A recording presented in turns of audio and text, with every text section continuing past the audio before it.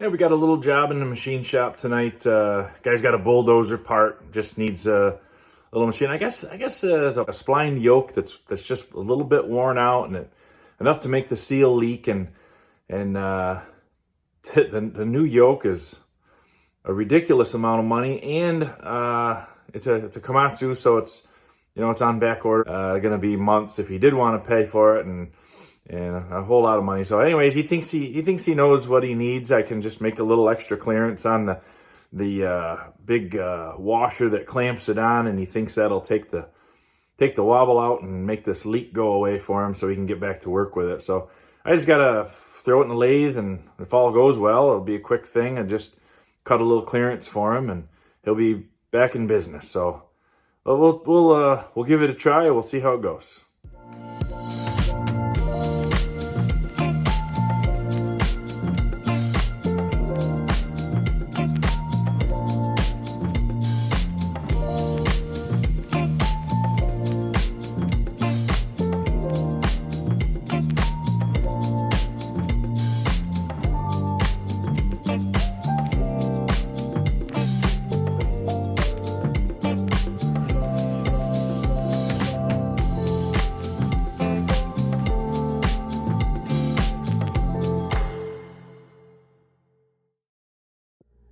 All right, we got that little job done quick. I just wanted to say, anybody that's in the over 50 club, these bifocal safety glasses, they are a definite 10 in 10 say buy them. They're amazing. You get in close, and where you're used to being blind, all of a sudden you can see. I'm going to take you in and show you what I did there, just so you can see what that's about. I know in the time lapses it goes so fast you can't really tell what's happening. So I'll take you in. If you don't mind, go down, click subscribe. I appreciate it. Yeah, so here's this splined hub, and apparently this is what I just machined. Made a little clearance in here.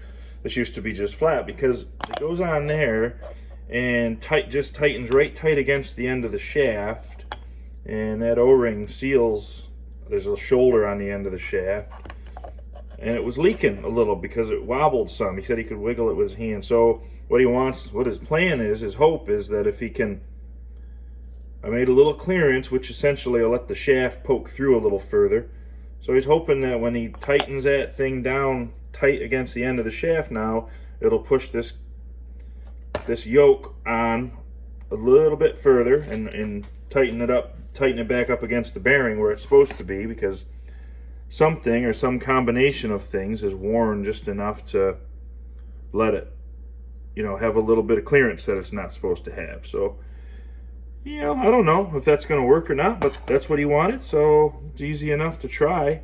If he doesn't like it, he can always just clean this face up with sandpaper and just flip it over, and he's got the normal setup again. And his bolts might tighten a little weird, but he could probably just grind that off with a grinder. Who knows? I think it'll work, honestly. He's a pretty clever guy. I think he knows what he's talking about. So, but that's what I did anyways. I machined a little extra in the center because my lathe tends to leave a little tit there, even if the tool is pretty well on center. She's kind of tired.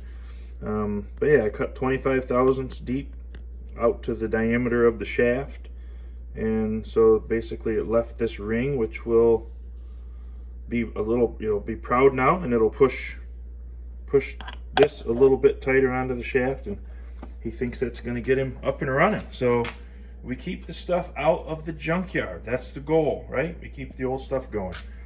Okay, that's it. Like I said, please go down, click subscribe. Need the numbers. Bye-bye.